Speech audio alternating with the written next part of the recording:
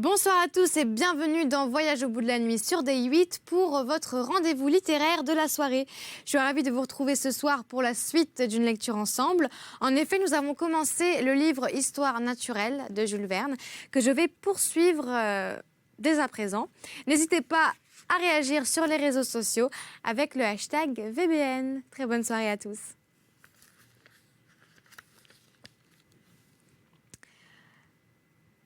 Le lézard. Excusez-moi, je pense que j'ai dit Jules Verne, non? Alors que c'était Jules Renard. Voilà, je rectifie.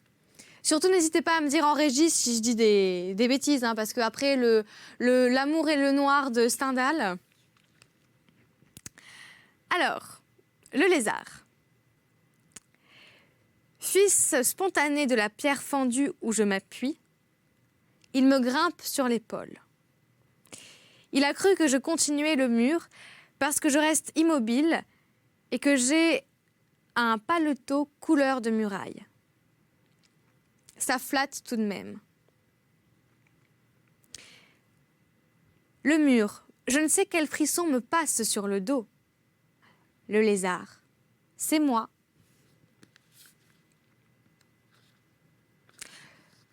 Le lézard vert, prenez garde à la peinture. La couleuvre. De quel ventre est-elle tombée, cette colique? La belette. Pauvre, mais propre, distinguée. Elle passe et repasse, par petits bonds, sur la route, et va, d'un fossé à l'autre, donner, de trou en trou, ses leçons au cachet.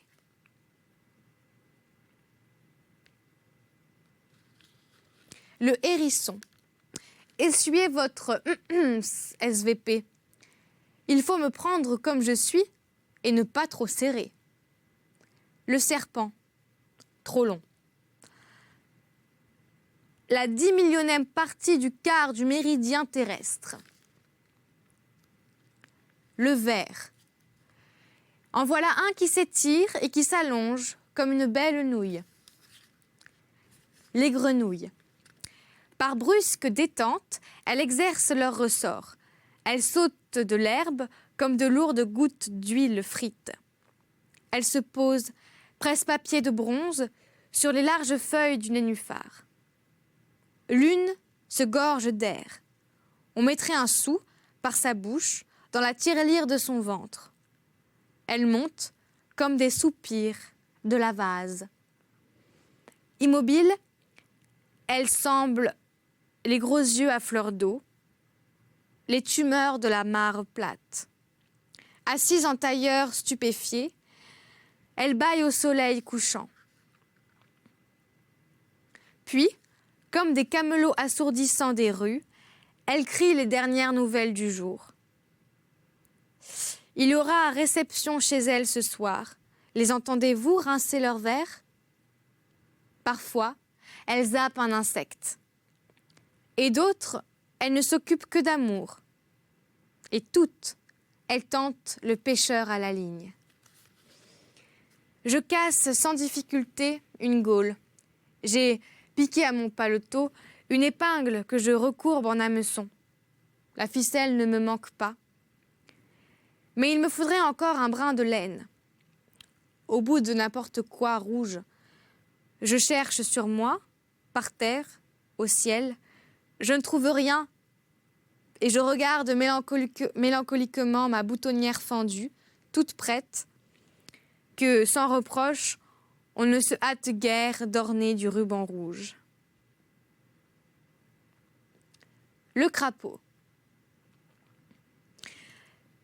Né d'une pierre, il vit sous une pierre et s'y creusera un tombeau. Je le visite fréquemment et chaque fois que je lève sa pierre, j'ai peur de le retrouver et peur qu'il n'y soit plus. Il y est. Caché dans ce gîte sec, propre, étroit, bien à lui, il l'occupe pleinement, gonflé comme une bourse d'avare. Qu'une pluie le fasse sortir, il vient au-devant de moi. Quelques sauts lourds, il me regarde de ses yeux rougis. Si le monde injuste le traite en lépreux, je ne crains pas de m'accroupir près de lui, et d'approcher du sien mon visage d'homme. Puis je dompterai au reste de dégoût et je te caresserai de ma main, crapaud. Oups. On en avale dans la vie qui font plus mal au cœur. Pourtant, hier, j'ai manqué de tact. Il fermentait et suintait toutes ces verrues crevées. Mon pauvre ami, lui dis-je, je ne veux pas te faire de peine, mais Dieu que tu es laid. Il ouvrit sa bouche, puéril et sans dents, à l'haleine chaude, et me répondit avec un léger accent anglais, « Et toi ?» La sauterelle. Serait-ce le gendarme des insectes ? Tout le jour, elle saute et s'acharne aux trousses d'invisibles braconniers qu'elle n'attrape jamais. Les plus hautes herbes ne l'arrêtent pas. Rien ne lui fait peur, car elle a des bottes de 7 lieues, un cou de taureau, le front génial, le ventre d'une carène, les ailes de celluloïd, des cornes diaboliques et un grand sabre au derrière. Comme on ne peut avoir les vertus d'un gendarme sans les vices, il faut bien le dire, la sauterelle chic. Si je mens, poursuis-la de tes doigts, joue avec elle à 4 coins, et quand tu l'auras saisie, entre 2 bonds, sur une feuille de luzerne, observe sa bouche.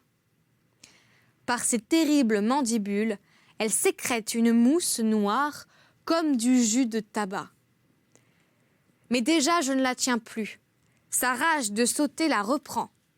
Le monstre vert t'échappe d'un brusque effort et, fragile, démontable, te laisse une petite cuisse dans la main. Le grillon. C'est l'heure où, las d'errer, l'insecte nègre revient de promenade et prépare avec soin le désordre de son domaine. D'abord, il ratisse ses étroites allées de sable. Il fait d'un brin de scie qu'il écarte au seuil de sa retraite. Il lime la racine de cette grande herbe propre à le harceler. Il se repose, puis il remonte sa minuscule montre. A-t-il fini ? Est-elle cassée ? Il se repose encore un peu. Il rentre chez lui et ferme la porte. Longtemps, il tourne sa clé dans la serrure délicate et il écoute. Point d'alarme dehors. Mais il ne se trouve pas en sûreté. Et comme par une chaînette dont la poulie grince, il descend jusqu'au fond de la terre. On n'entend plus rien. Dans la campagne muette, les peupliers se dressent comme des doigts en l'air et désignent la lune. Le cafard, noir et collé comme un trou de serrure. Le ver luisant. Que se passe-t-il ? 9 heures du soir, et il y a encore de la lumière chez lui. Cette goutte de lune dans l'herbe. L'araignée. Une petite main noire et poilue crispée sur des cheveux. Toute la nuit, au nom de la lune, elle appose ses scellés. Le hanneton. Un bourgeon tardif s'ouvre et s'envole du marronnier. Plus lourd que l'air, à peine dirigeable, têtu et ronchonnant, il arrive tout de même au but avec ses ailes en chocolat. Les fourmis. Chacune d'elles ressemble au chiffre 3. Il y en a. Il y en a. Il y en a 3, 3, 3, 3, 3, 3, 3, 3, 3, jusqu'à l'infini. La fourmi et le perdreau. Une fourmi tombe dans une ornière où il a plu et elle va se noyer. Quand un perdreau, qui buvait, la pince du bec et la sauve. « Je vous la revaudrai, dit la fourmi. « Nous ne sommes plus, répond le perdreau sceptique, au temps de La Fontaine. Non que je doute de votre gratitude, mais comment piqueriez-vous au talon le chasseur prêt à me tuer? Les chasseurs aujourd'hui ne marchent point pieds nus. » La fourmi ne perd pas sa peine à discuter et elle se hâte de rejoindre ses sœurs qui suivent toutes le même chemin, semblables à des perles noires qu'on enfile. Or, le chasseur n'est pas loin. Il se reposait sur le flanc, à l'ombre d'un arbre. Il aperçoit le perdreau piétant et picotant à travers le chaume. Il se dresse et veut tirer, mais il a des fourmis dans le bras droit. Il ne peut lever son arme. Le bras retombe inerte et le perdreau n'attend pas qu'il se dégourdisse. L'escargot. Casanier dans la saison des rhumes, son cou de girafe rentré, l'escargot bout comme un nez plein. Il se promène dès les beaux jours, mais il ne sait marcher que sur la langue. Mon petit camarade Abel jouait avec ses escargots. Il en élève une pleine boîte et il a soin, pour les reconnaître, de numéroter au crayon la coquille. S'il fait trop sec, les escargots dorment dans la boîte.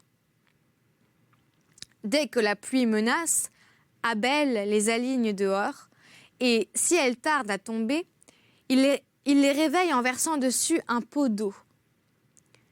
Et tous, sauf les mères qui couvent, dit-il, au fond de sa boîte, se promènent sous la garde d'un chien appelé Barbare et qui est une lame de plomb qu'Abel pousse du doigt.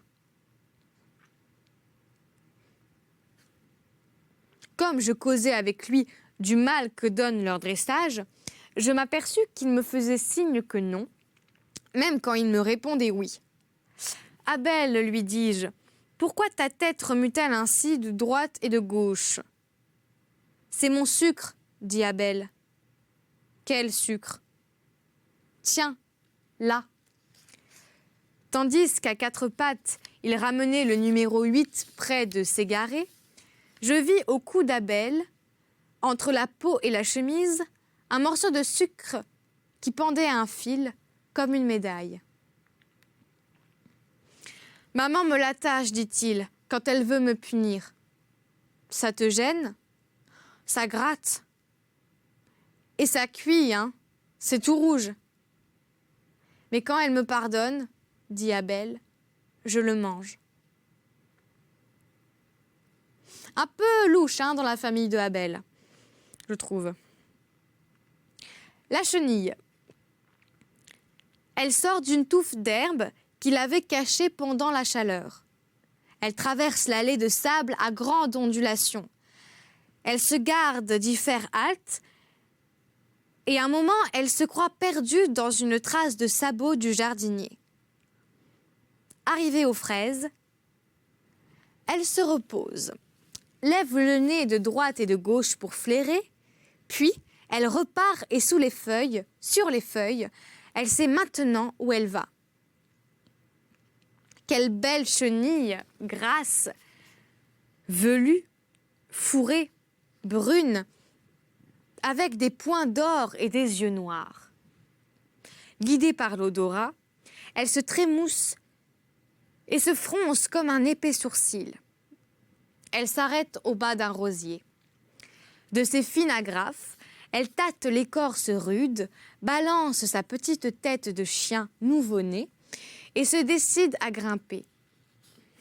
Et cette fois, vous diriez qu'elle avale péniblement chaque longueur de chemin par déglutition.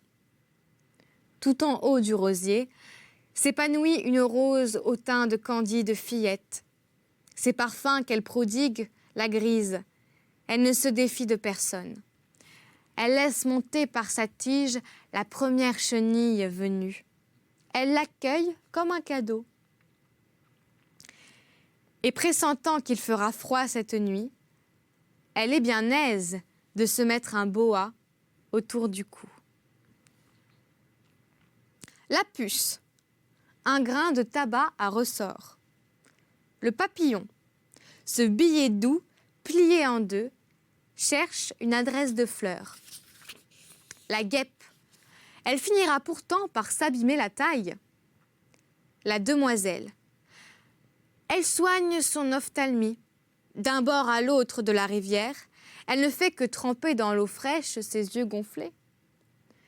Et elle grésille, comme si elle volait à l'électricité. L'écureuil. Du panache, du panache. Oui, sans doute. Mais mon petit ami, ce n'est pas là que ça se met. Leste à l'humeur de l'automne, il passe et repasse sous les feuilles la petite torche de sa queue. La souris. Comme, à la clarté d'une lampe, je fais ma quotidienne page d'écriture, j'entends un léger bruit. Si je m'arrête, il cesse. Il recommence, dès que je gratte le papier. C'est une souris qui s'éveille. Je devine ses va-et-vient au bord du trou obscur où notre servante met ses torchons et ses brosses.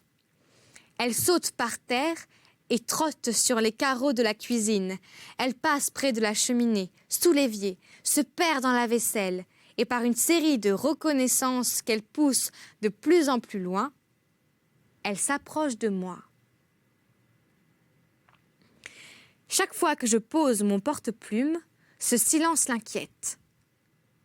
Chaque fois que je m'en sers, elle croit peut-être qu'il y a une autre souris quelque part et elle se rassure. Puis, je ne la vois plus. Elle est sous ma table, dans mes jambes. Elle circule d'un pied de chaise à l'autre. Elle frôle mes sabots, elle mordille le bois ou hardiment, la voilà dessus. Et il ne faut pas que je bouge la jambe, que je respire trop fort. Elle filerait. Mais il faut que je continue d'écrire, et de peur qu'elle ne m'abandonne à mon ennui de solitaire, j'écris des signes, des riens, petitement, menu, comme elle grignote. Singes.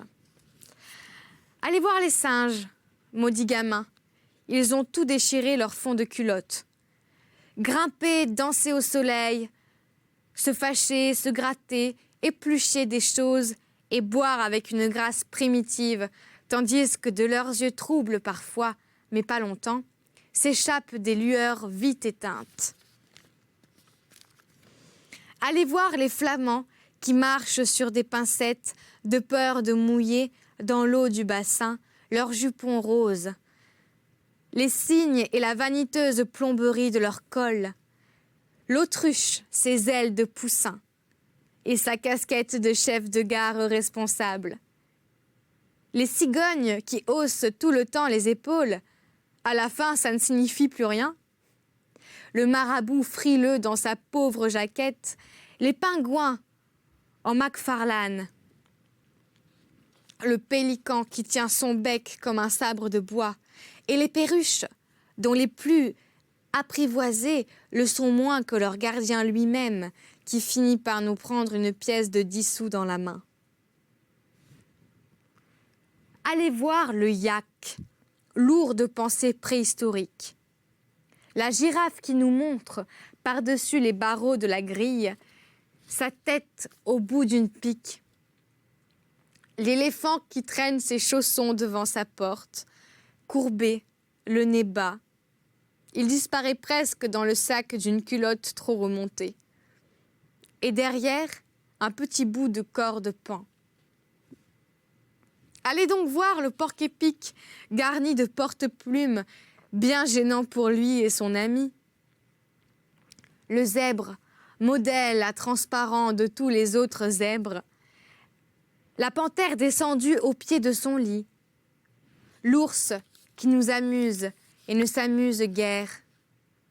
Et le lion qui bâille, à nous faire bâiller. Le cerf, J'entrai au bois par un bout de l'allée, comme il arrivait par l'autre bout. Je crus d'abord qu'une personne étrangère s'avançait avec une plante sur la tête.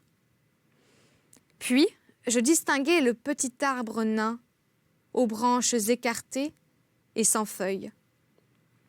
Enfin, le cerf apparut net, et nous nous arrêtâmes tous deux. Je lui dis : « Approche, ne crains rien.